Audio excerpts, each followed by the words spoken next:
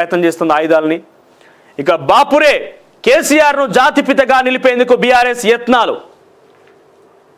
ఒక్కసారి మనం కమ్యూనిటీలో పోల్ పెడదాం, చాలా తక్కువ సమయం ఉన్నప్పటికీ. కేసీఆర్ జాతిపిత, తెలంగాణ జాతిపితగా మీరు భావిస్తున్నారా?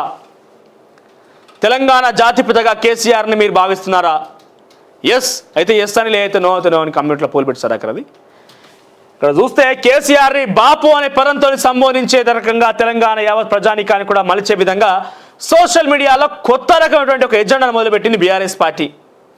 వాస్తవానికి బాపు అంటే ఒకరే, అది మహాత్మా గాంధీ మాత్రమే. ఆయనే మన అందరి బాపు అని పిలుచుకుంటాం ముద్దుగా. సో ఆయన స్థానాన్ని ఎవరు భర్తీ చేయలేరు. ఎంతమంది వచ్చి ఎన్ని పన్నాగాలు పడినా, ఎన్ని సోషల్ మీడియా ప్రచారం చేసినా, ఎన్ని రకాల ప్రయత్నాలు చేసినా బాపు అనే పదం ఎవరికి దొరకదు. ఎందుకు బాపు అని దళిత బంధువులు దగాడేసినందుకు పిలవాలన్నా, నేరుగా దళితులను కొట్టినందుకు పిలవాలన్నా, ఖమ్మంలో రైతులను వాళ్ళకు సంఖ్యలేసినందుకు పిలవాలన్నా, ఉస్మానియా విద్యార్థి ఉద్యమ నాయకులందరూ కూడా అణచివేసి తిరిగి కేసులు తోడినందుకు తీయాలన్నా, విద్యార్థుల్ని ఉద్యోగాల కోసం రోడ్డు ఎక్కితే వాళ్ళని పోలీస్ బూట్ల కింద అణచివేసినందుకు వేయాలన్నా, మీడియాను పక్కదారి పట్టించడానికి వేయాలా, మీడియాలో ఉన్నటువంటి వ్యక్తుల్ని అరెస్ట్ చేసినందుకు వేయాలన్నా, లేకపోతే మీడియా ప్రశ్నించే వాళ్ళందరూ కూడా మా గొంతులు నొక్కినందుకు వేయాలన్నా? బాపు ఎందుకు పిలవాలి బాపు అని? ఏమని పిలవాలి బాపు అని? తెలంగాణ రాష్ట్రానికి అప్పులు పెంచినందుకు పిలవాలన్నా? బీసీలకు అన్యాయం జరిగినందుకు పిలవాలన్నా? ఎందుకు బాపు అని పిలవాలి? బాపు అంట కేసీఆర్ కదా ఎప్పటికైనా. బాపు కేసీఆర్ను జాతిపితగా నిలిపేందుకు బీఆర్ఎస్ యత్నాలు. ఆయన బాపుగా సంబోధిస్తూ జన్మదిన శుభాకాంక్షలు.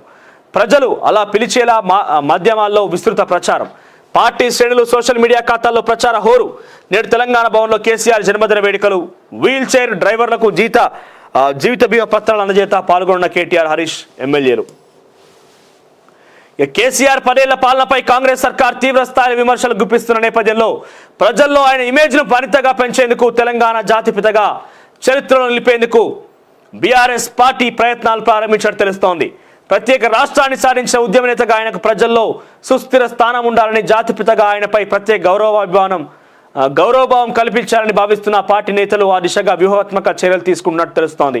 ఇందుకు వారు ఎంచుకున్న ముహూర్తం కేసీఆర్ జన్మదినం శనివారం. ఆయన 70వ పడిలో అడుగు పెడుతున్న నేపథ్యంలో బాపు అని చెప్పి ఆయన యొక్క కీర్తిని పెంపొందించే విధంగా ఆయన్ని ఒక రకంగా he's one and only man for Telangana రకంగా చిత్రీకరించేటువంటి ప్రయత్నం బీఆర్ఎస్ పార్టీ ముమ్మరంగా సాగిస్తుందట. మీరు చిత్రీకరిస్తే ఇక్కడ సినిమా కాదు, ఇది సినిమా కాదు.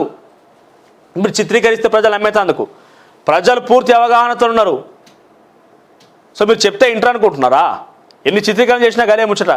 కమ్యూనిటీలో పోలైంది అది.